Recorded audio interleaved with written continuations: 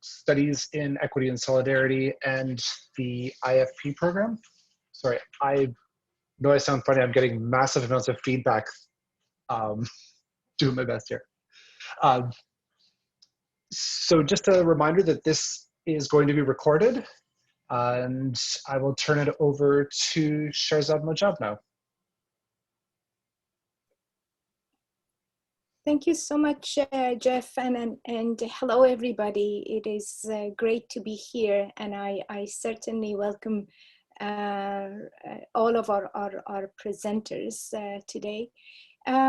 Rebecca, I'm going to introduce you briefly, and then you have 20 minutes to make a presentation, and if you want me to give you a sort of a gesture that you are towards the end of your presentation, let me know. So Rebecca Beaulne-Stuebing is a Métis Anishinaabe with roots in the Sault Ste. Marie Métis community in Manitoba. And her family, through her mother, are registered with the Métis Nation of Ontario, and her father's family are settlers from Austria. Rebecca is also adopted into the Bald Eagle clan in the Bald Eagle clan in the Three Fires Medewin Lodge. She's a PhD candidate in social justice education at OISE, and her research focuses on ways that urban Indigenous communities, including lands and waters, care for each other through experiences of loss. The title of her presentation today is Grief Medicines. Welcome, Rebecca. I'm very much looking forward to hear your presentation. So now the mic is yours. Thank you very much for that introduction. I'll also begin by introducing myself. Wewena Bojo, Nindoe Maganadok, now Kwegijigo Kwe Indishinakaz, Migazi and Dodam. We Sakode Anishinaabe Kwe and Dao, Mede Kwe and Dao, Bawating and Donjaba, Nimama Bun Cochrane Onjaba, Minawa Nokamisiban, Kapaskasing Onjaba, Nos Austria Onjaba. In Don Kubajaganag Bawating Onjaba Wug. Namis Wendan, we Anake Medewian, we Nijo Medewian. So I began with this introduction in the Anishinaabe language. I started with a greeting and I shared my Anishinaabe name, which refers to when the sun is at the center of the sky. I explained to you my clan, which is the Bald Eagle clan, through adoption in the Three Fires Medewin Lodge. And this is how I belong in the Anishinaabe system of governance. I said that I'm a Métis woman and I'm at the first level of learning in the Three Fires Medewin Lodge. I shared my home is Sault Ste. Marie. My late mother was from Cochrane and my late grandmother was born in Kapuskasing. My Métis family through my mother has roots in the Sault Ste. Marie Métis community. And my dad's family are settlers from Austria. So this is my introduction, and I start in this way as a relational beginning to discussing what is relational research. My project is called Grief Medicines. Yeah, and you can go on to the next slide. That's great. Thank you. So in this presentation, I'll be sharing about this project. So the research question I'm considering is, how are grief medicines understood in the urban Indigenous communities of Toronto? I intentionally pluralize communities, acknowledging the diversity not only in human communities, but of all living beings. This project wants to learn from more than human communities too. So this image here is of Asama tobacco, which is an important plant medicine to many Indigenous nations, including those in this area. This image shows a number of small seedlings which were grown as part of this research project. I learned about medicines, care, and healing by caring for these plant medicines. The seedlings that were grown were distributed to community members in Toronto and grown in community medicine gardens. So you can go to the next slide. The methods I'm using to learn more about my research question rely primarily on Joanne Archibald's Indigenous storywork methodology, which is an approach to research involving Indigenous elders and cultural knowledges. I'm guided by storywork in how I designed the project and how I carried it out. The first component of my project involves learning from 12 Indigenous community grief workers through interviews. Each interview was 1 to 2 hours long and took place over Zoom because of COVID restrictions. In the second part of the project, I learned from plant medicines directly through caring for them in Mashkiki Gitchiganansan, or little medicine gardens. I'm trying to do what Leanne Simpson describes as learning through the land rather than only learning about or from the land as Indigenous education and pedagogy. Next slide, please. The theoretical framework which guides my thinking in this project begins with Indigenous storywork as a methodology. My work is inseparable from my learning in Anishinaabe thought through my relations and teachers in the Three Fires Medewan Lodge. In addition to my teachers and life learning, I rely on the work of Leanne Simpson, Robin Wall-Kimmerer, Mary Sasip Genius, Wendy McCone's Genius, and Kiwadenokwe to understand what it means to learn through the land in Anishinaabe thought.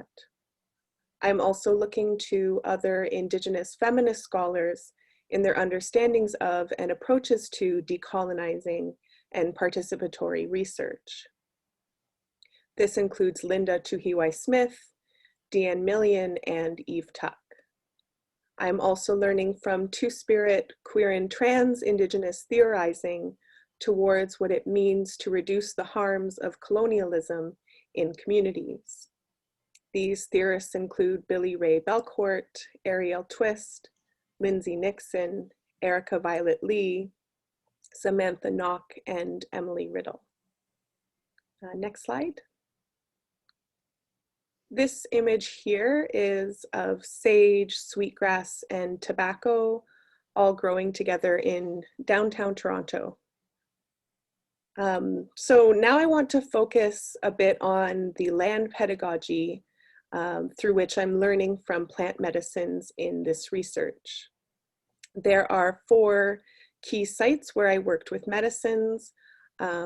These sites are being called Bakwinatiguk Gittiganing and Ininatiguk Gittiganing in so-called High Park, as well as Zibi Gittiganing along the Humber River. I also cared for gardens where I was living while doing this research. Next slide. This image is of tobacco, white sage, wild bergamot, and some calendula growing in pots. So doing story work with plant medicines involves spending time, being a helper, and learning to communicate as part of a practice of visiting. I also consider the story work interviews with human community members as a kind of visiting. In visiting with plant relatives, I can listen to the stories they are telling. And after careful listening, there is a collaborative meaning-making process, and I extend what is learned by sharing it with others. Next slide. I learned to communicate with and be a helper to medicines by visiting with them through the different stages of garden work. In the early spring, we prepare the soil and nurture it so that it creates an environment that supports life to grow. There are all kinds of planting ceremonies that take place, from the first tobacco seeds in the early spring to the transplanting of those seedlings in June. There is a lot of waiting and a lot of watering. There are harvest ceremonies and much work to be done to prepare the medicines to use or to give away. And the medicines grown as part of this project, the finished medicines were distributed for community grief ceremonies, as well as monthly two-spirit centering full moon ceremonies. Next slide. This research also involved visiting with human community members through interviews. I interviewed 12 Indigenous people who have been involved in grief work, broadly understood, in Toronto. Examples of grief work include what participants described as accompaniment or witnessing, being present with people through their losses. Grief work can also look like growing and sharing medicines and seeds. It also looks like artwork centered on honoring. And it can also be death caring work, which includes the facilitation of funerals. So there's a range of practices involved in grief work that people described in the interviews. So I approached each of the interviews as an opportunity to visit and relied on plant medicines like tobacco and sage. In the interviews, I asked participants to think with me about my research question, how they understand and relate to grief, grief work, and grief medicines. This is an approach to research called co-theorizing, which I've learned about from Eve Tuck in my graduate studies. Co-theorizing is a way of thinking together with others, which centers the complex lived knowledges and experiences of community members. So in the research, I'm asking the participants to think with me about my research question and the questions that follow from that first research question. Next slide. So through the interviews and caring for medicine gardens, I've learned about ways of thinking about medicines, the concept of medicines. So first, medicines are self-determined in that it is up to a person to decide for themselves who and what medicines are for them. Plant medicines are also self-determining in that they are whole living beings with full personhood and agency. Medicines can also teach us about healing and new life, what it means to support conditions for life in communities. So for example, I grow tobacco, and Indigenous people grow tobacco for the purposes of harvesting the leaves to use as medicine. And when I first learned to grow tobacco, I was shy to harvest from them. I wanted to wait until the plant was fully grown before I took from them. But I've learned that it actually helps the plant to grow more by harvesting from them over time. So I can harvest one leaf, and as long as the conditions continue to be supportive, 2 or more leaves will grow where I harvested one. So this really shifts my thinking away from a kind of hands-off approach, this idea of staying away from plants as if that will help them, when actually it helps them to grow by being in a harvesting relationship. And Robin Wall-Kimmerer also writes about this in the case of sweetgrass, that the medicine thrives when humans are harvesting from an area. So this image here is of a squash plant that's growing alongside some beans, and maybe you can see there's a cedar tree behind there that's kind of poking through. Another key learning through this research has been in relation to the concept of medicine structures. So the relational infrastructure made in communities, which are relations of care. These relationships expand across human and more than human communities, like how plants grow together, or how we can rely on medicines like tobacco and sage, or how we can visit the water and the water can help us to find some sense of calm. These relationships are actually forms of resistance to ways of relating that are imposed by violent systems of settler colonialism anti-Black racism, ableism, and heteropatriarchy as interacting and intersecting structures. These are some of the findings that have come through this research. Next slide. So some of the implications or applications of the research that I've been doing have to do with the emphasis on caring relations and access to medicines as vital to community well-being. This is an approach that learns from disability justice movements which prioritize meeting people where they're at. Caring relations outside of formal institutions like hospitals or formal therapists or doctors, and this concept of like paid care. So caring relations outside of those institutions and networks are critically important for community wellness. All of these relationships matter, but the caring relations outside of those institutional structures really matter for the well-being in a community.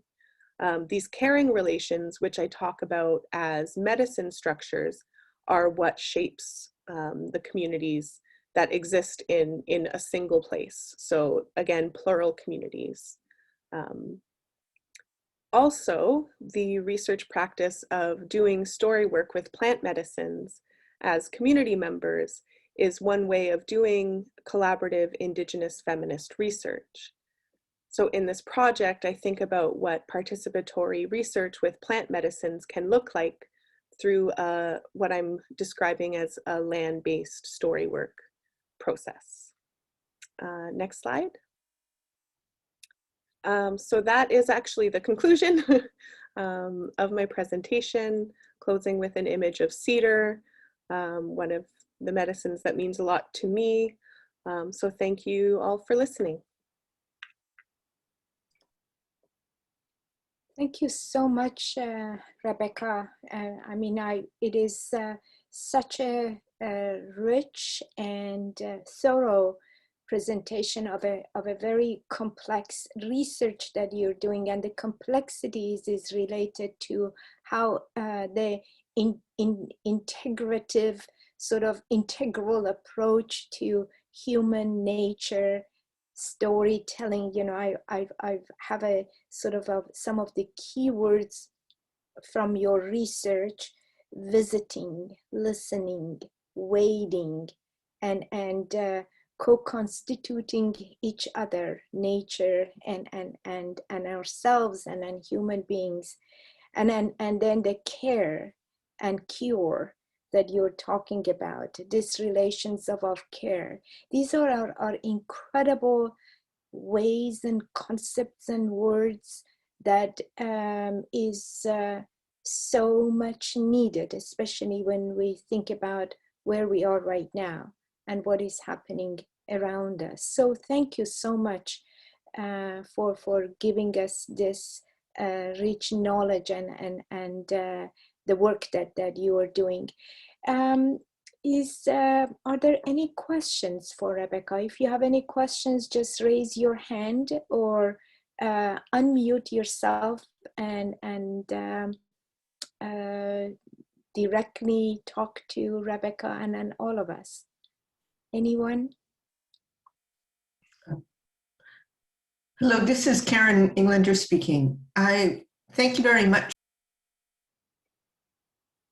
Karen, you mute yourself. We were able to hear you at the very beginning. Okay, I'm back. Sorry. Thank you. I was trying to turn on my camera as well. It seems it's all too technological for me. There you go. I wanted to ask Rebecca, thank you so much for your work. You interviewed 12 Indigenous grief leaders, and I assume they would have come from different Indigenous traditions. And I'm wondering if that is the case. And if so, if there was uniformity in their approach, or if in fact there are differences among different perspectives. Yeah, of the 12 people, there was a lot of, they were coming from many different communities and nations, some from this general area, but mostly I interviewed people who are from elsewhere and then lived in Toronto for like a temporary amount of time. And I also interviewed a range of ages. So some younger people who the work that they do is grief work in ways, and then some older people who may have been doing this kind of work for a long time. So there's so many ways that people shared things that were different, and the kinds of work that they do being very different. So I interviewed some artists, I interviewed some like activists, some death caring people who are involved in death care work and funerals, as well as people who kind of work in more of like a traditional healing kind of role. So yeah, so anyway, there was just so much diverse range in people's experiences. And that presumably impacted the kind of healing activities that they would undertake. Yeah, for sure. Lots of things that shape their perspectives. Yeah. Thank you. Thank you so much, Karen. Anyone else?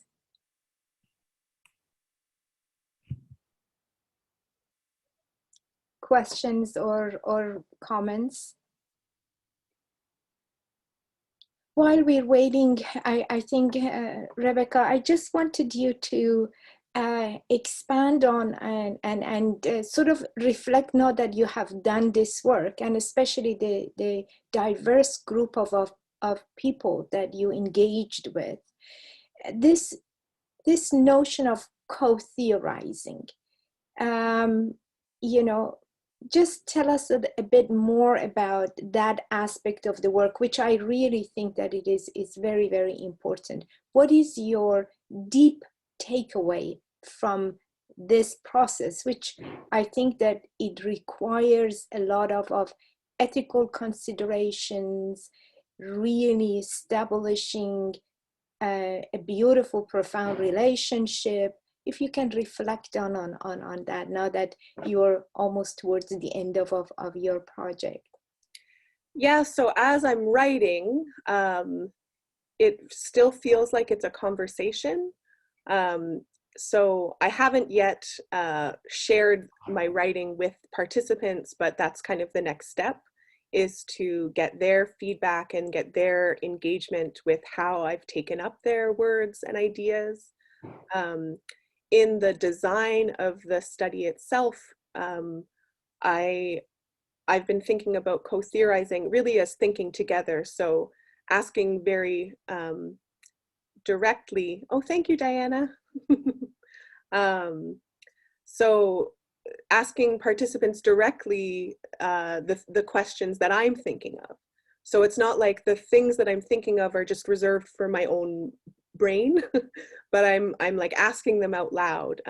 And that did kind of shift and change a little bit over time as I realized that actually of all the people that I interviewed, they're all Indigenous women or Two-Spirit and trans people. And that's not how I set out to only interview those people in the community, but that's how it turned out. So as I realized that, I decided to add a question that was just asking people directly, what do you think gender or two-spiritness or queerness or transness have to do with grief work? That just being a question that sort of like bubbled up in my mind and that I think is important with an Indigenous feminist analysis. But rather than me just trying to like make sense of it in my own thinking, I just ask that directly. And say, do you have any thoughts about that? Or could you think with me about that a little bit?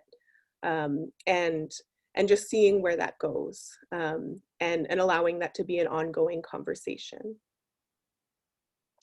Thank you so much. And I totally agree with Diana about your presentation. Very thorough, very nicely and thoughtful, and very rich in both the data and your mode of thinking about your research. Thank you so much, Rebecca. Is there any a last point that you want to make? I appreciate the opportunity to share. I've just been writing, so I don't really talk about this much. So this is That is a great. good opportunity. Yeah.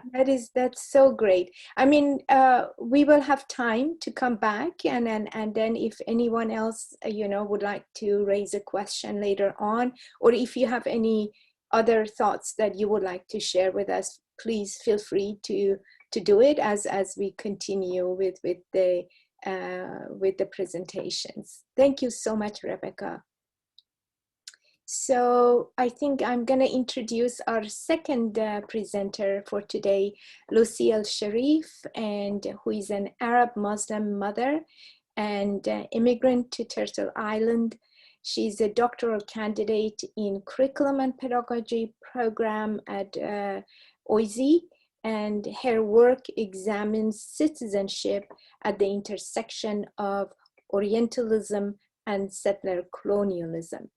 Lucy is going to talk about Dabke on Turtle Island, pedagogy and multicultural shaping of settler citizenship in Canada. Very welcome, Lucy. Looking forward to your presentation. Please take on the microphone. Thank you. Absolutely. Thank you so much. I just am trying to get my slides going here. Can you guys see my slides? Mm-hmm. Yeah. Okay, great. Excellent. Okay, Salam alaikum, Sabah al-Ful, and thank you so much for being here today with me. It really means a lot. And it's really important to me at the beginning to situate myself on my work on this land, because that relationship is really central to this work. It's important for me to acknowledge that this is the traditional territory of the Huron-Wendat, the Peyton First Nations, and the Seneca, also known as the Haudenosaunee Confederacy, as well as the Métis, and most recently the territory of the Mississaugas of the New Credit First Nation. My own presence here as a Muslim and Arab immigrant woman is directly tied to the ongoing settler colonialism, and imperialism in the Arab world, and my own experience informs how I approach my work. Just as the colonization of Palestine is ongoing and has not stopped for one day, so too is the colonization of Turtle Island and has not stopped for one day.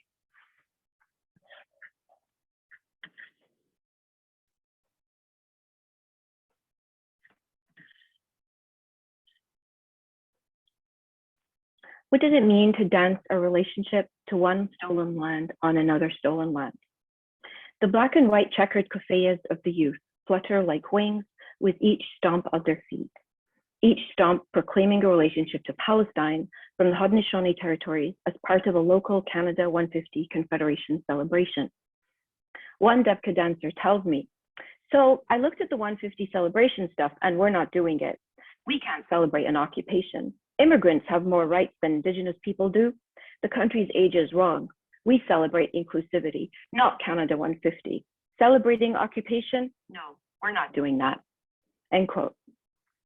My dissertation is a critical performance ethnography based on 24 months of fieldwork with a Palestinian Muslim youth group that learns and performs Dabke, which is Palestinian folk dancing. It examines the complexities transnational and diasporic groups face in North American settler colonial societies. It considers their connections with Indigenous struggles, complicated by Canada's colonial socio-spatial structure and the continued occupation of Indigenous land. From the dancers' invitations for us to see their embodied and symbolic relationships to Palestine through the stomping of their feet on Haudenosaunee territory, my dissertation traces the nested nature of multiple state settler colonialisms and collective decolonial practices. It considers how the youth stomping feet makes a clear political statement about the relationship between settler colonialism in Palestine and the reason they are here on Turtle Island as exiles. Dabke originated in Palestine as a peasant dance of community celebration and solidarity that embodies villages and regions in dances and styles such as Al-Shamaliya, the Northern Dabke, and Al-Khaliliya, the Hebron Dabke. However, with the Nakba, or the catastrophe of the 1948 expulsion of Palestinians from their homeland, Dabke took on meaning as the national dance that asserts Palestinians' relationship to their land in the face of occupation with every stomp. Today, Palestinian Dabke is the iconic, kinetic, and joyful expression of a grounding in the Palestinian landscape, a vehicle for celebrating relationships to Palestine that challenged epistemic erasure. My project unravels webs of meaning interwoven in Dabke's cadenced bodily movements that ignite visceral connections to land, to place, and to nation. Dabke challenged anti-Palestinian, anti-Arab, and anti-Muslim stereotypes of terrorist men, oppressed women, and angry anti-Semites. However, they also highlight the political climate that accepts Palestinian expression only when divorced from advocacy against the violence of settler colonialism, whether on Turtle Island or in Palestine. I take up Dabke's embodied connections to land to examine the parallels in Indigenous Palestinian settler colonialism and the centrality of land in Indigenous and Palestinian cultures.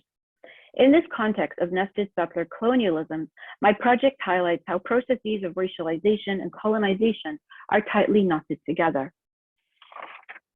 As an immigrant Egyptian-Canadian mother, as well as a researcher and a Dabke, my imperative is to uplift a belonging in Canada for my children and their generation that is not settler colonial nor anti-Black, but that also recognizes their racialization and how it shapes their subjectivities and conditions of possibility and solidarity. For just as Israel's occupation of Palestine shapes Palestinian and Arab life in the Middle East, this same occupation shapes Palestinian and Arab life on Turtle Island. And I'm going to say that again. Just as Israel's occupation of Palestine shapes Palestinian and Arab life in the Middle East, this same occupation shapes Palestinian and Arab life right here on Turtle Island. Elsewhere, I have examined how race unevenly fashions the structural positions on offer to Canadian Arabs and Muslims that are contingent upon their subscription to whiteness and a colonial structure.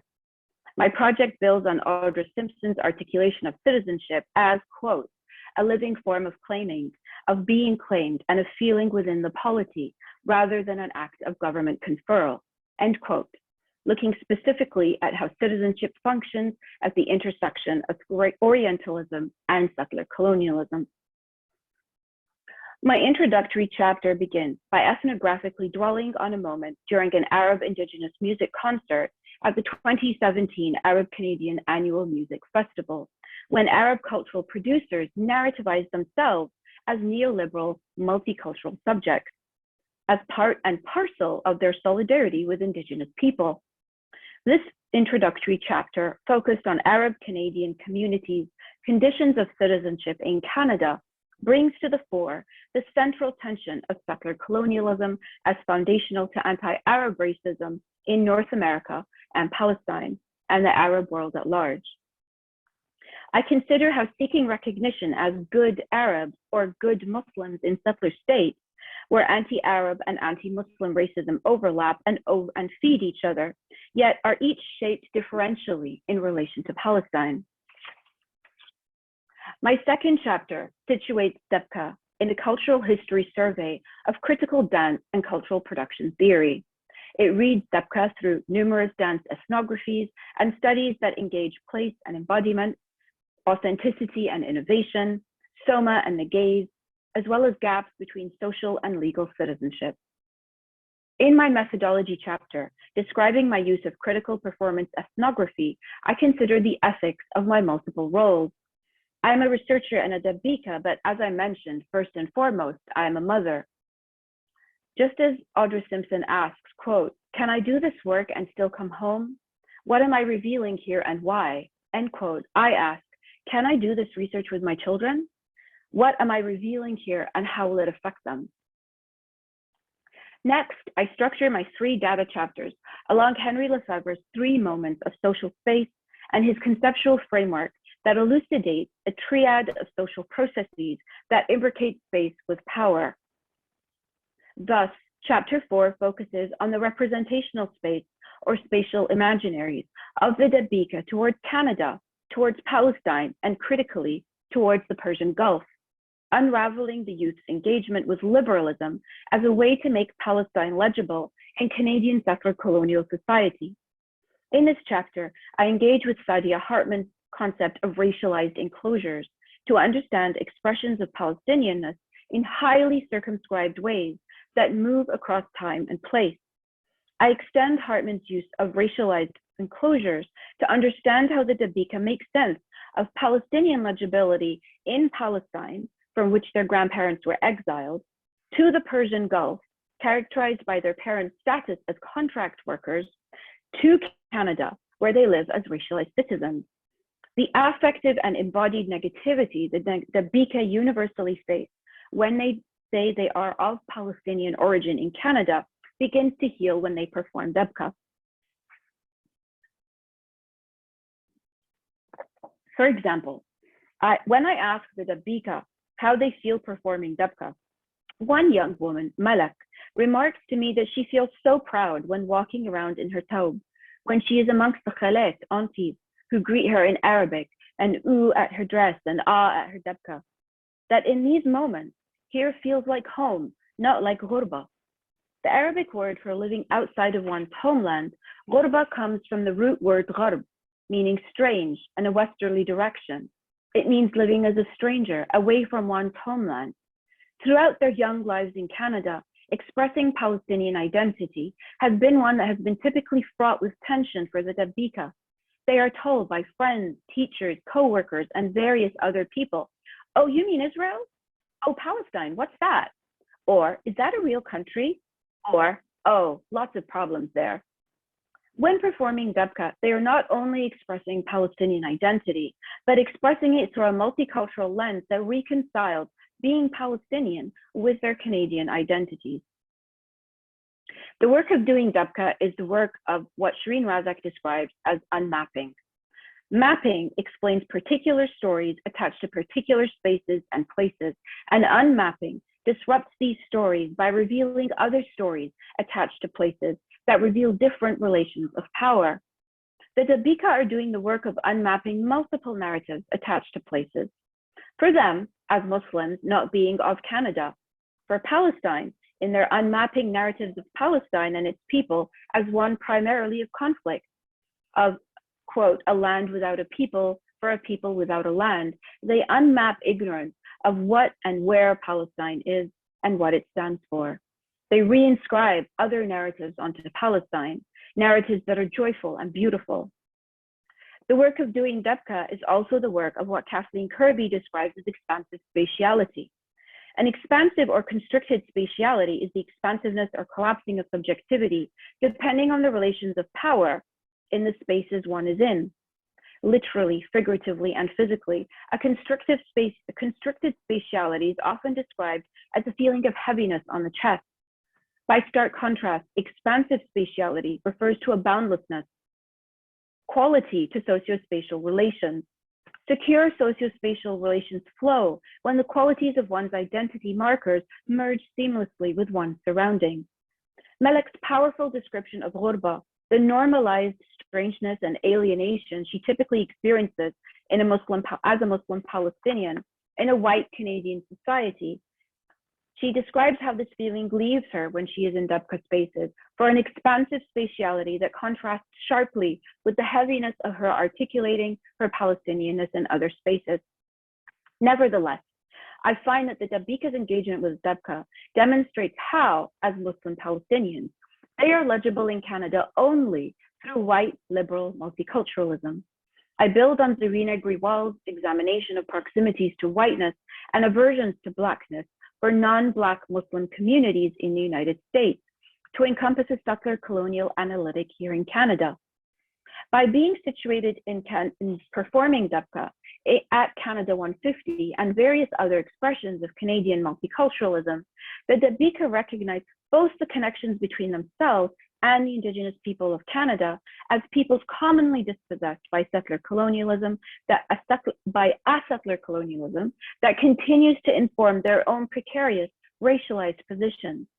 However, it is a recognition that also understands how they cannot speak of these connections.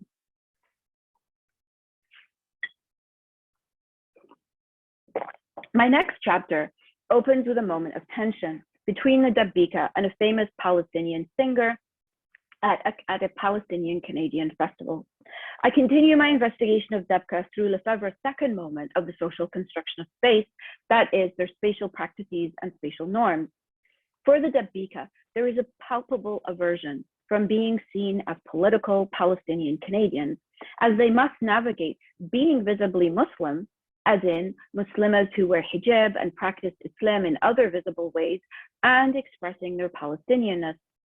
It is important to note how these are two overlapping but different identities, both of which are in close proximity to radicalization discourses. I am particularly interested in teasing apart these two identity markers, Muslimness and Palestinianness, often analyzed in conjunction with each other. Excellent work with Palestinian youth in North America does engage with Palestinian and Muslim subjectivity. However, such work often collapses the national and religious frames, missing distinct elements of each and how they co-constitute each other.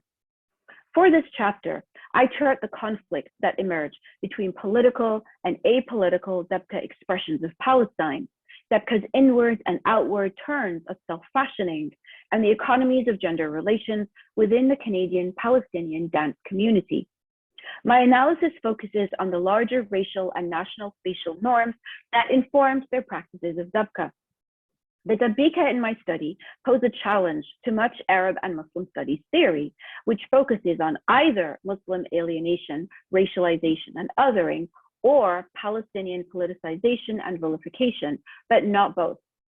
Occasionally, some work concludes that they are impossible subjects, but my study nuances more precisely what each strand brings and how the Dabke negotiate, what they sacrifice, and what they uplift in order to work between the two. I found that the Dabke make their own meanings. As the Dabke described in the opening of my talk, they saw themselves not as celebrating Canadian occupation of Indigenous land, but a vision of inclusivity that has room for them to articulate their Palestinian relationship. According to them, Canadian multiculturalism is a strategic entry point that allows them not only to express their Palestinianness in ways that were erased for some measure of belonging and emotional reprieve, but also uplift their Muslim practices. This uplifting of Muslimness resists a politicization of Islam that has been on the rise, especially sharp after Trump's ascent to power in 2016. Thus, the way that Dabke practice their Muslimness as a lived practice both resists the politicization of Islam and works against victim-subject positions that come about because of Islamophobia or anti-Muslim racism. The Dabke have a very specific idea of their identity, one that blurs Muslimness with Palestinianness, in a way that shapes their engagement with being Canadian and find their own ways of challenging secular and patriarchal relations within and without their communities. The Dabke see themselves as ambassadors for Islam and for Palestine. They purposely position themselves to behave against backward and oppressed women stereotypes of Muslims and perpetually angry stereotypes of Palestinians. They deliberately re-signify Muslimness and Palestinianness by choosing joyful expressions of both. This way, they seek recognition as Palestinians rooted in their land, beyond the spectacle of the media and the minutiae of international law, as more than a flat representation of discordant and incomprehensible anger. Their stomping signifies Palestine as upbeat, unbeat, as people with moral claims to the land. Their use of Dabke works against racializing Muslims as oppressed victims. As one Dabke told me, quote, Dabke is better than 1,000 lectures on Islamophobia. As multicultural Palestinian Muslims, they are able to carve out a space of expressing both loaded identity markers through the strategic negotiation of multiple layers within each to situate Muslim Palestinianness within Canadian society. Yet, they are able to do so primarily because of enduring Canadian settler colonial ideologies that offer subject positions that construct and maintain an essential identity of what it means to be Canadian and definitively differentiate good others from bad ones. Racialization happens through colonialism. In other words, by agreeing to be settlers on these terms, we are agreeing to be racialized. By accepting colonial white supremacy as the rule of this land, we are also accepting that they are the masters of this land over us. Canadian multiculturalism is a Faustian bargain containing relations of power that sustains and reproduces its own white colonial power, as well as shaping our lateral relations with indigeneity. A closer look at collapsing notions of Palestinianness and Muslimness, a prevailing sentiment by some Palestinian activists, characterizes the seemingly apolitical nature of Palestinian practicing Muslims as a form of aspirational whiteness. But there is more going on. There is a white passing secular privilege of pro-Palestinian activists that is rarely mentioned. In other words, they fit into wider society in other ways. The more I observe the discourses and rhetoric of pro-Palestinian Arabs and practicing Muslims, the more I am convinced that the intersection of both of them is untenable. I'll briefly talk about chapter 6, which I'm currently beginning to write. It considers the third moment of the social construction of space, that is representations of space, and ways in which Dabke symbolism is significant.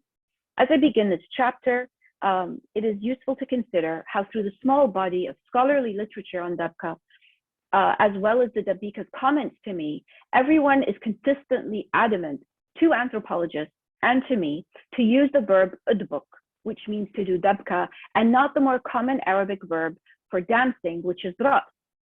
In Arabic, the connotations with the verb ras always go to what is known in the West as belly dancing, the most widely practiced dance in Arab weddings, celebrations, and homosocial dance in women's spaces.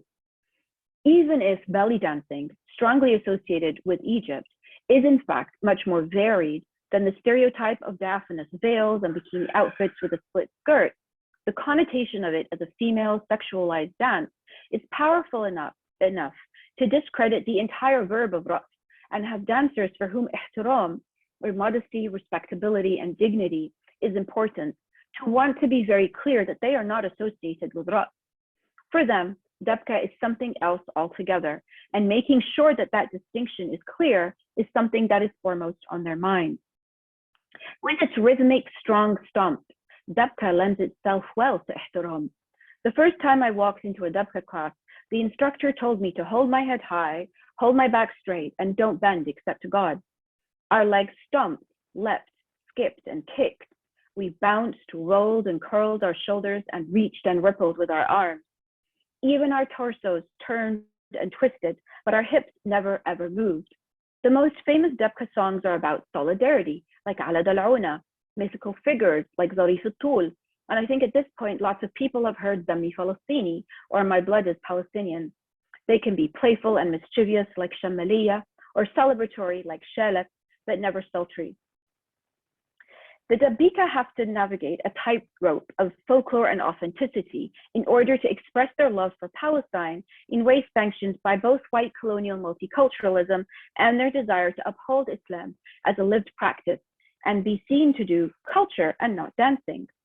These forces are pulling them in all kinds of directions, and they are navigating multiple discourses in doing their Dabke, any one of which has high stakes.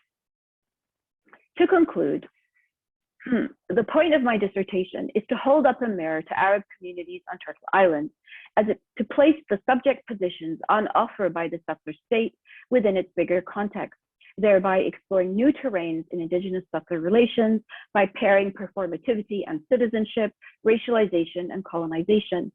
I argue that the Dabke's engagement with Dabke is a joyful expression of Palestine that proudly connects them to their land in embodied ways, as an imagined and idealized alternative site of Arab and Muslim subject formation. Nevertheless, they are situated in settler discourses that shape their spatial imaginaries and practices to embody colonial power, and this Arab and Muslim racial inequality is shaped by settler colonial relations to shape and place. Although I trace flows of settler colonial power, it is important to note how my work uplifts Indigenous, Black, and other scholars of colors, analytics, theorists, and worldviews to rethink our lateral racial relations. Ultimately, my project illustrates how understanding and resisting the construction of colonizing, racializing subject positions, which pit differently racialized groups against each other, is essential for Indigenous, anti-racist, and Afro-futurity. Thank you. Thank you very much, Lucy. An incredible presentation. I can't wait to see the full dissertation. Beautifully done. And I mean, again, the richness in terms of the integrating a lot of creativity with the deep theorization. And then also the connection that you are doing. I mean, the notion of stumping, I can hear it. I can feel that energy on the land in both Palestine and then also the Turtle Island. Thank you so much. Thank you very much. For Lucy? Anyone, please feel free to unmute yourself and have a conversation with us. Can I am Chadni, can I have Sure. a conversation with Lucy? Yes. Hi, Lucy. Thank you so much for a wonderful presentation. And certainly I echo what Sharzad has just said, so I won't repeat what she has just said, but certainly a really important project. And, you know, I just want to say that certainly the work, as somebody that does work on Palestine studies, the contributions around thinking about Dabke specifically, it's a very understudied area. As you know, cultural resistance is a very understudied area. So I think the contributions around, you know, that are going to be really important. And in particular, in thinking about the context of Palestinians in the context of other settler geographies. I guess the question I had for you is the two pieces that really struck me were the notions around apolitical and political. And one of the pieces around, and then I'll get to the second piece, is with the apolitical and political aspects of it, I wonder how where the Palestinians actually come from. If they're refugees, you know, after the Nakba, wherever they end up, the geography that they come from, right? So if they're from the Gulf or they're from Beirut, how does that shift the way the notion of the political and apolitical is constructed? Because I think there's a class perspective around who determines their politics and who determines their, that they're apolitical, right? So who's political and who is apolitical, I think is heavily shaped by class relations and the host country in the middle that they were dispossessed to and then arrived to Canada at. So I guess there's that one question, because there's a lot in terms of really thinking about it, of course, in relation to race, but I think there's something else that happens even before their arrival that might shape either, or the way their parents shape their experiences. So that's one. And then the second is around the settler identity, in that what are some of the contradictions or complexities in the ways Palestinians might think about their arrival and their dispossession to this country in relation to being dispossessed as Indigenous people from another territory. And so I'm just curious to hear about those two thoughts or questions, or one, whatever you want to talk about. Thank you so much for your really kind comments, Dr. Desai. So in thinking about the political and the apolitical, that's really the heart of what I'm trying to grapple with right now. For sure, I mean, the people who were in my study, for the most part, either had come here as, were born here, or had come here as young children, and their parents had come from the Gulf, or they had come here directly from Palestine. And I found that for sure classes is something that I really need to take a closer look at. And what I'm trying to say is this study really made me rethink the way I went into the study about thinking about political and apolitical. So I went in with this idea of how is it Arabs and Palestinians, with everything we know in our lived histories and experiences of settler colonialism, can't see how we're settlers on this land. That was really the kind of the strong emotion that I went in for, and I really went in for looking for that. But what I found was that I had to rethink how I understood what it meant to be political, because in doing a lived practice of Islam, that in itself is a political statement. in wearing hijab, that in itself is a political statement. And then to kind of understand what it means to be political in that way and layer that on top of expressing Palestinianness, really, so that's kind of where I'm stuck right now. You kind of went straight to the heart of where I'm stuck, but I will say that it's making me rethink what I understand to be political and apolitical. Because some people engage in work that can be seen to be overtly political, but there's also wearing hijab is a political expression that hasn't really been considered in how people express their affiliation to Palestine. And definitely there's a big cross perspective that comes into this without kind of like staying here too long. Definitely cross is a huge thing. Is definitely an important part that I'm grappling with.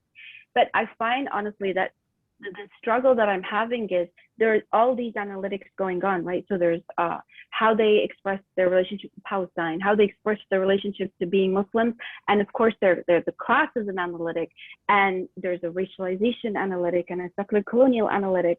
And what I kind of done is I've kind of parked that for now, but I really look forward to further conversations with you to understand how do I kind of bring that in, because without a doubt, it is central to their ability to be able to take up Palestinianness and Muslimness in these ways. In terms of settler identity, what are some of the contradictions and complexities in thinking about it? So in terms of some of the complexities, you know, to be sure, there are some of them that recognize how they are settlers in the same way that they were dispossessed from their land by settlers. But I've had a range of responses, really. Some people recognize it explicitly, and then they call me later and they say, can you please take this out of my transcript? Some people don't see it at all, and the way in which they don't see how these are two parallel processes is really very interesting. And other people see it, but it hasn't really sunk into their awareness yet. And it's quite possible that they don't know what to do with it. And so I have a variety of responses in kind of like how they understand themselves as settlers, and I'm still trying to work with that. I hope that answers your question. Yeah, thank you so much. Yeah, and you know, we can further dialogue in the future. Thank you so much. Those were really thoughtful questions. Thank you, Lucy, and thank you, Chandni. We have only 2 minutes for another question or comments or feedback to Lucy. Anyone else?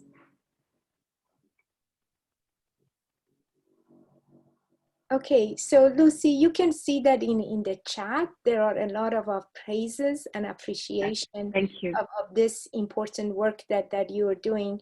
And then also let me tell you and Rebecca that what an honor it was for us to have both of you as the senior doctoral fellow with critical studies in equity and solidarity, but also how disappointing it is for me and I'm sure all my colleagues and our students that not to have that engaged and sustained sort of relationship and discussion and conversation.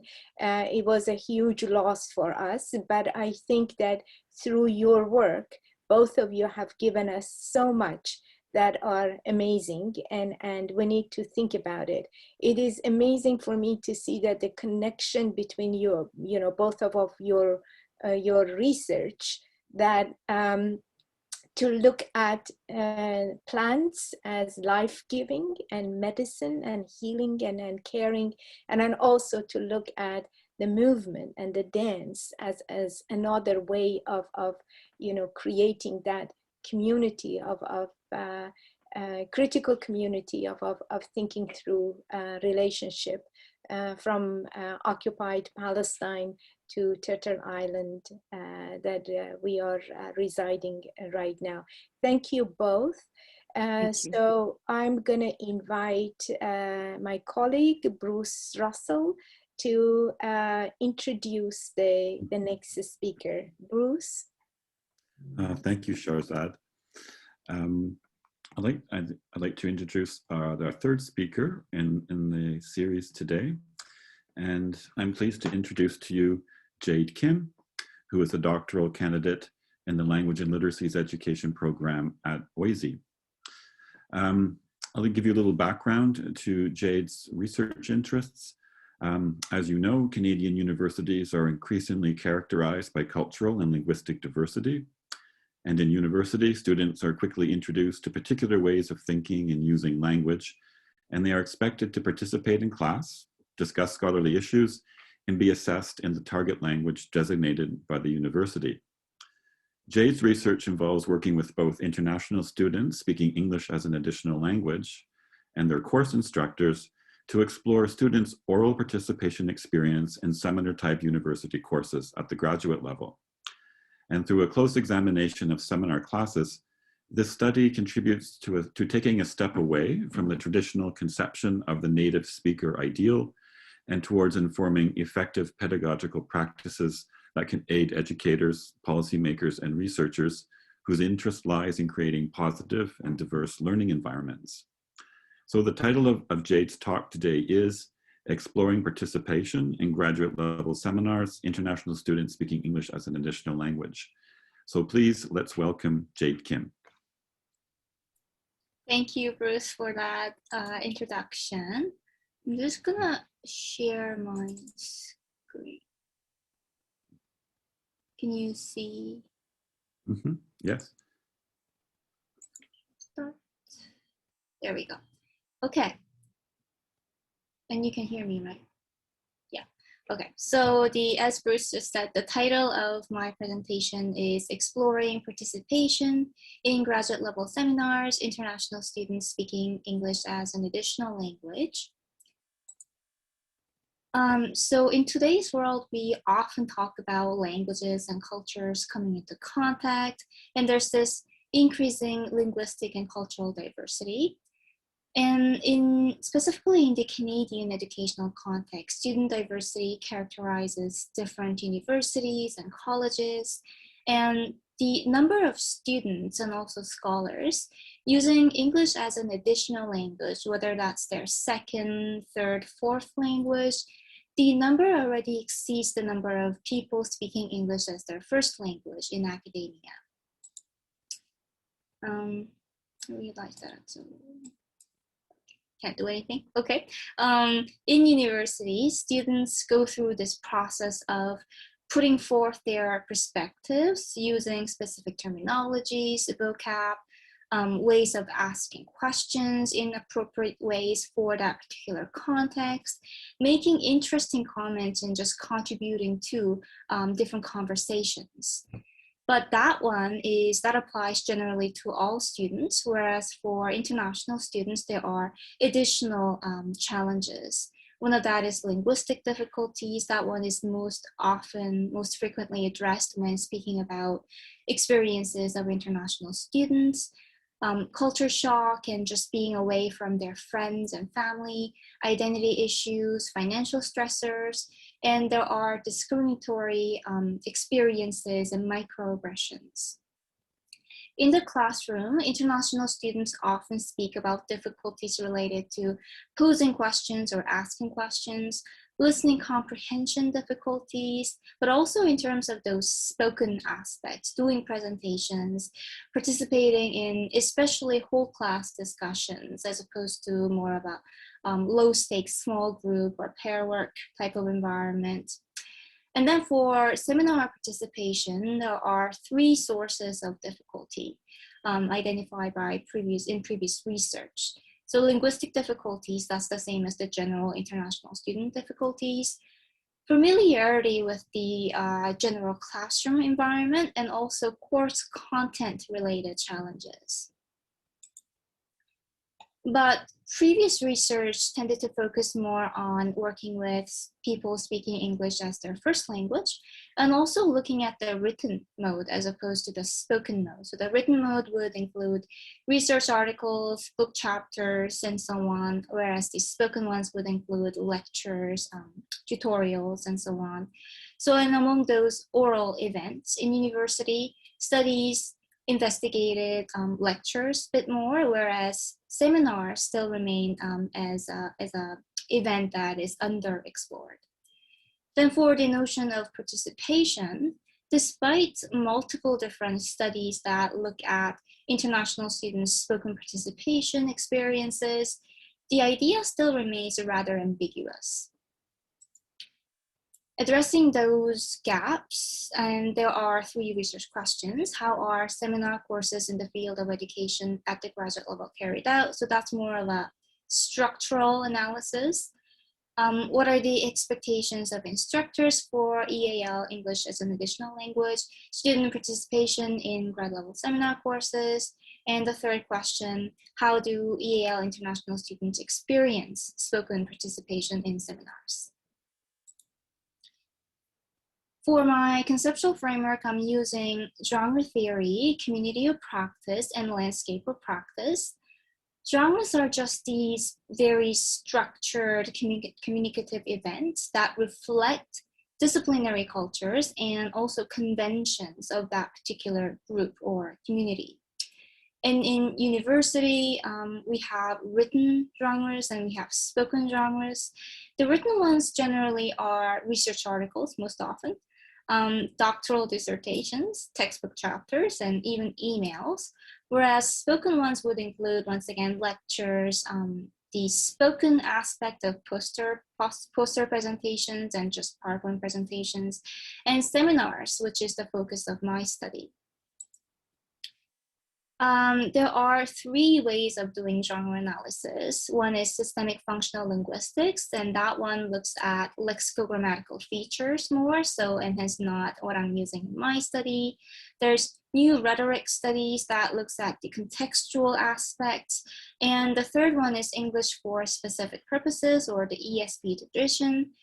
That has a pedagogical understanding that teaching genres would be a way of deconstructing and demystifying the processes of speaking and writing. And they most often work with international students speaking English as a second language and for specific purposes. And what they often do is they do this kind of structural analysis to create a schematic structure for that genre. An example, here is the research article introduction. So not the entire article, but just the introduction part. They may start by making some sort of topic generalizations and then review some of the previous findings. And then they may address gaps in research, raise questions about those previous findings, or say that they are continuing a particular tradition, research tradition, and justify their research in that way. Then they might outline some of the purposes of doing the research, announce present research, and describe some of the important findings, and or indicate the general overall structure of the article in the introduction. So that's the example of schematic structure. I'm also using community of practice, defined as groups of people sharing an interest in something, and they come together and they learn how to do that better through constant interactions and participating in community activities. An example of that would be a group of students working on something, a group of surgeons looking for new technologies. And this is one of those ideas or concepts that evolved over time. The 1991 version of it focused on the idea of legitimate peripheral participation, describing how a newcomer or a new member of a community becomes more of an experienced member over time by gaining knowledge and skills and becoming more familiar with the social cultural practices that are valued in that community. COP, or community of practice, is later presented more as a social theory of learning.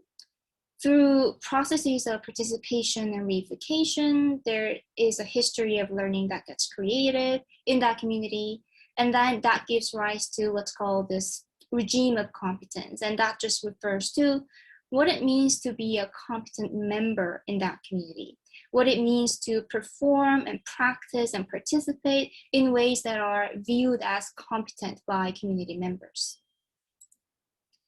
Landscape of practice then is actually a later iteration of community of practice, but I am considering those ideas separate in my study because landscape of practice is no longer just about one community of practice, but it addresses a multiplicity of practices.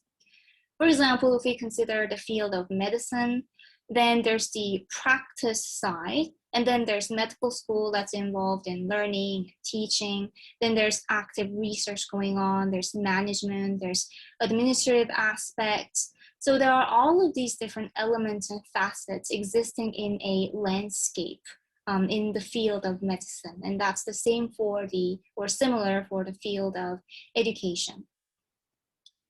Just as there's regimes of competence in community of practice, there's what's called knowledgeability in a landscape of practice. Going back to the example of the field of medicine, a practitioner, psychiatrist maybe, may not be actively involved in doing research in the field, but they might have some kind of general knowledge to a certain extent about these different facets to be considered a competent member in the general field. So that general knowledge or general knowledgeability of the field. So my study is an embedded multiple case study with 4 different cases. They are all seminar type courses in the field of education, graduate level. And I conceptualize each case as a distinct community of practice. And for each course, there's the instructor of the course, and then there were 2 international students speaking English as an additional language, or 2 EAL international students. Then there are these names in brackets, and those are students who were participants of a different course, but they were also enrolled in that course. So for instance, Maria here, she was a participant in assessment and evaluation right here, but then she was also enrolled in academic literacies. And so another example, Season, she was in academic literacies, she was in pedagogical theory and practice, and in exploring multilingualism. I collected data using classroom observations, weekly reflections with just student participants, and then end of course interviews were done with both instructor and student participants. And then physical artifacts, that was mainly course syllabus. I carried out genre analysis, the structural side of analysis, and also thematic analysis to find emerging themes for seminar participation experiences of international students. So for the structural analysis, I'm going to share just 2 out of 4 cases. This is the second case, pedagogical theory and practice. The course focused on investigating the interaction between language and social dimensions related to power relations, such as socioeconomic class, ethnicity, gender, and race. And therefore, they discussed critically oriented concepts such as intersectionality, critical pedagogies, as well as looking at research methods such as ethnographic interviews, which they used for one of their assignments. And there were practical applications of those critically oriented concepts. As can be seen in the schematic structure here, the course was all about discussing those course concepts, exploring course concepts through specifically the examination of external research, and that was through guest speaker presentations. And that structure was very much in line with the teaching approach of the instructor. She said that modeling is one of the most potent kinds of learning, and she specifically aimed to expose students to this variety of different practices and theoretical perspectives so that they can investigate these pedagogies in different ways. Assessment and evaluation, the third case was a little bit different. The course was, as the name suggests, focusing on assessing and evaluating language, and therefore they took a look at assessment-related concepts and assessment frameworks, language proficiency, assessment of 4 skills. Should we assess each one separately, or should we take more of an integrated approach to the assessment of language? And there were practical applications as well. Then again, the schematic structure here shows that the course was also about discussing course concepts, But this time it was not through guest speaker presentations, it was through readings by doing a close analysis of course readings. And this was once again in line with the teaching approach of the instructor, but also how she perceived her role in the classroom when they were discussing. She said that the expectation was at least that the students would have done readings very carefully and then come to class to be able to contribute to class discussions specifically about these readings and some of the main ideas. And her role was, she saw her role as making sure that students get to understand these core aspects about language assessment and to scaffold them throughout the process of learning. This table summarizes all four seminars, showing how course structures and instructor characteristics, including their teaching approaches and their perception of their role in the classroom, and expectations for participation all come together. For example, for the pedagogical theory and practice course, there were actually two structures there, but it was primarily the guest speaker presentation focused structure. The instructor emphasized modeling, doing research and modeling teaching practices, and then she expected students to be exposed to these different perspectives and practices through guest speaker presentations. For assessment and evaluation, there was just one reading-focused schematic structure, and the instructor emphasized understanding, teasing out, capturing main ideas from these course readings, weekly readings. And accordingly, she expected her students to have read articles carefully, that was the minimum expectation, to come to class and contribute to the discussion of those core ideas. And that was interesting because it's very different from academic literacy's course that did not really discuss a lot of course readings, but they were focused more on reflecting on and sharing their personal learning and teaching experiences related to academic English. Then for the participation experiences of EAL international students, there are three themes that emerged: linguistic or language-related difficulties, diverse conceptualizations of participation, and classroom context-related issues. Table, once again, this table shows two of those three themes. Language-related difficulties were mainly related to the lower level of confidence for many of these students, which in turn negatively influenced their willingness to participate in seminar courses. But there were other students, Pedro and Sui, who talked more about social cultural differences in relation to linguistic difficulties. Sui talked mostly about turn-taking practices, and Pedro spoke about these culturally different ways of organizing and presenting information so that it comes out as choppy sentences, it's realized as choppy sentences or very disorganized thought patterns when he speaks from experience, from his experience from his own Spanish background. And students also understood and defined participation in different ways. For instance, Aidana and Maria here, they really emphasized that was the reading focused class. They really emphasize the demonstrative aspect of participation, saying that participation is about demonstrating your knowledge, about letting others know what you know about those readings, whereas Li Wei and Sui discuss the interactive aspect more. So these findings conform to the previous research that identified language-related challenges, classroom context-related issues, and social cultural differences as some of the issues that contribute to the overall difficulties and experiences of international students in seminar courses. And it's also in line with this idea that schematic structures reflect social expectations of a genre.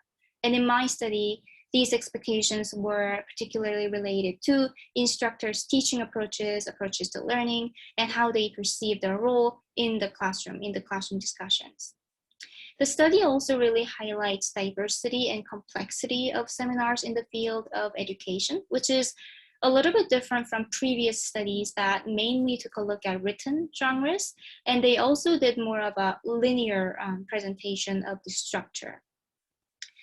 Findings also support the point that participation is an ambiguous concept, but in addition to that, participation and participation practices emerged as a diverse notion and not as a unitary concept. There were different types of expectations for instructors and different conceptualizations for participation by students as well.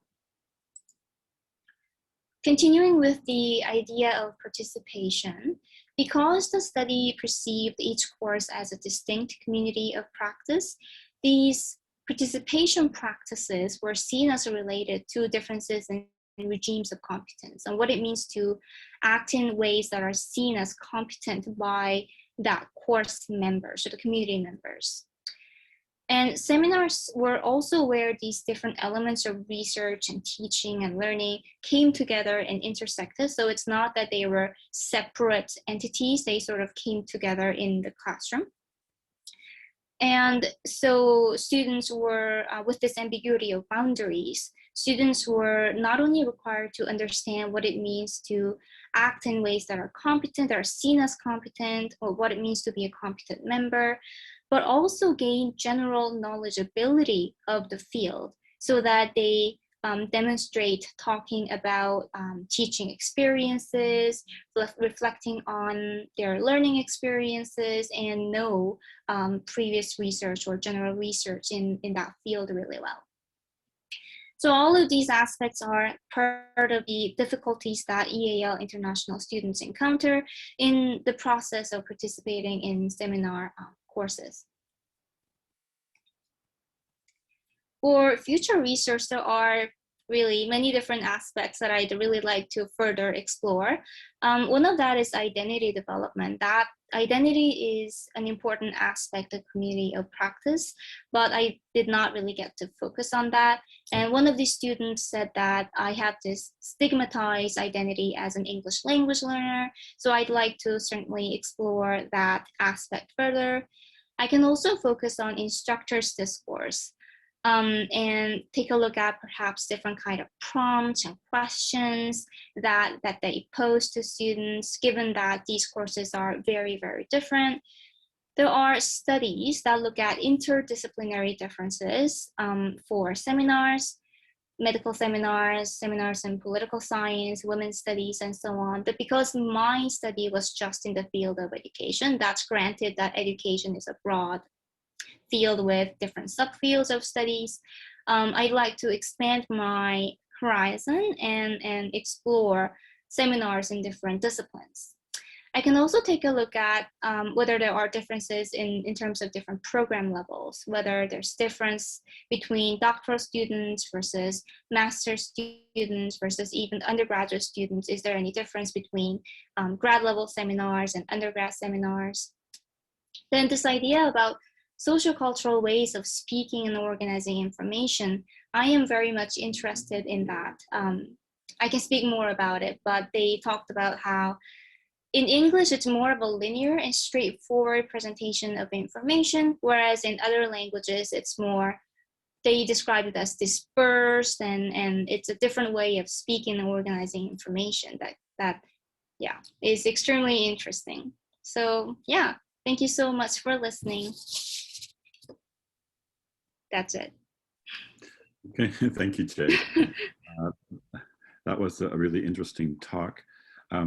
Something that just occurred to me just now, when you sort of conceptualize one course as a community of practice, and then I'm thinking of students who take, more than one course. Like yeah.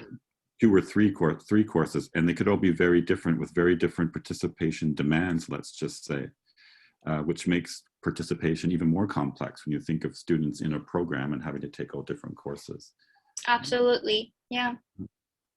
Yeah, and applying what they've learned from one course sometimes doesn't work with a different course, and then there's that confusion that comes from that, and yeah, right. It's not easy.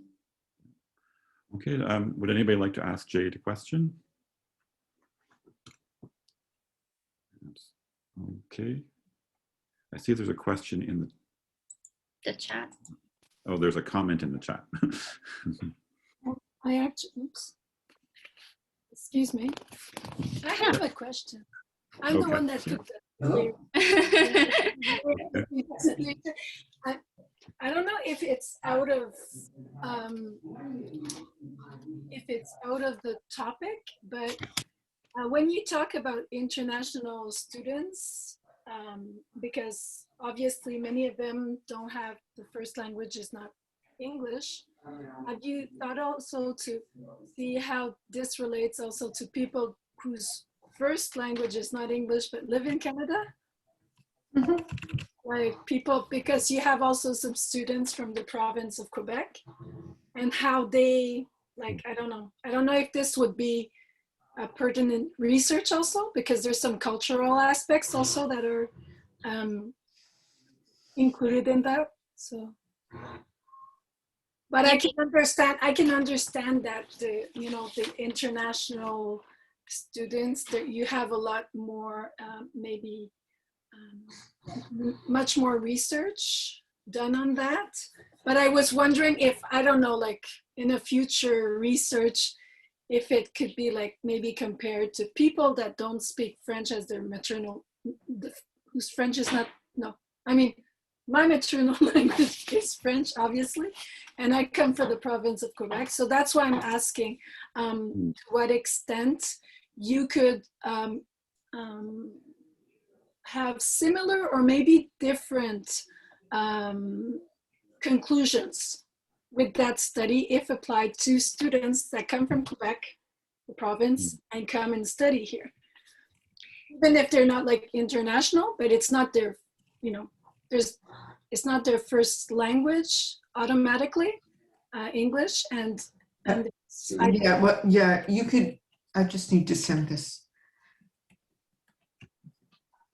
Karen?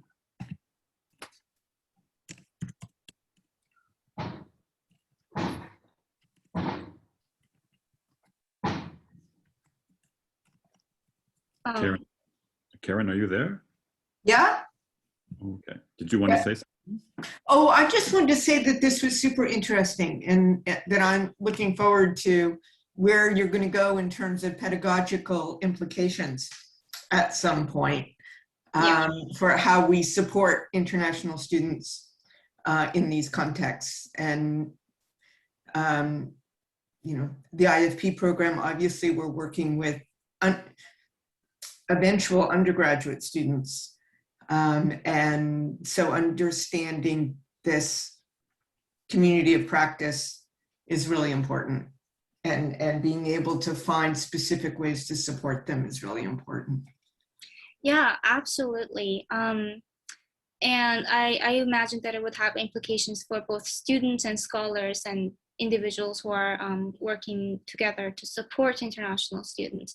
And about the idea of, I guess it's FSL related, right? I'm not an expert in the field, but I have been speaking with a colleague who does research in French. Well, she does more of a teacher candidates type of research for teaching of French. But you're absolutely right in that there's not as many studies done in the field, and therefore it is difficult to do lit review, first of all. And I assume that there would be sort of similar difficulties that they share in terms of just language difficulties, new environment type of difficulties. And then there would be other more context specific differences that would emerge based on which oral event or written event that you're looking at, and the general I guess the relationship between French and English in Canada, relationship with the status of French in Ontario, right? And it's constantly evolving as well. So that wouldn't be simple to speak about. And also the relationship between English and French and other, the bilingualism of Canada, right? And other languages that exist in Canada. So I think it would be just as complex to answer that question. Yeah, or comment. Yeah. Well, thank you. Thank you for doing that. Sure. Thanks. I couldn't find the hand up button, so I'm just doing it. I saw your hand. Thanks, Jade, for that. I was wondering. Oh, I think your screen froze. Hmm. Or did mine? No, I think Shurston's froze. I don't know if she can hear. Send her a message.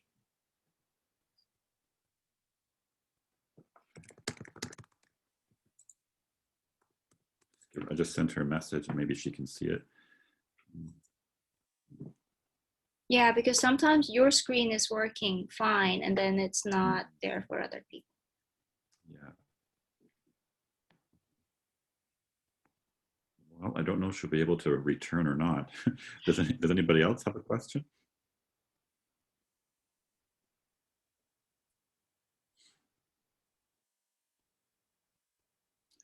Okay, well, I guess that's it. Jade, I want to thank you again for your talk. Thank you so much for all these interesting comments and just listening to my presentation. It's always wonderful to be able to share and discuss. Jeff, do you want to say anything at the end, or? Yeah, I was just hunting for that mute button. Okay. Thank you everyone for coming to this week's Senior Doctoral Fellow Speaker Series. We'll have the last installment of the series next week on Wednesday, May 26th at 1:30 p.m. And we look forward to having you all back next week for more invigorating and exciting talks. Have a great afternoon, everyone. Thank you, Jeff. Thank you. Thank you, Jeff. Thank you, Bruce. And thanks, everybody. Bye. Thank you so much for organizing this and coming today. Bye. Bye. Thank you. And thank you to all of our amazing speakers today. That was fantastic.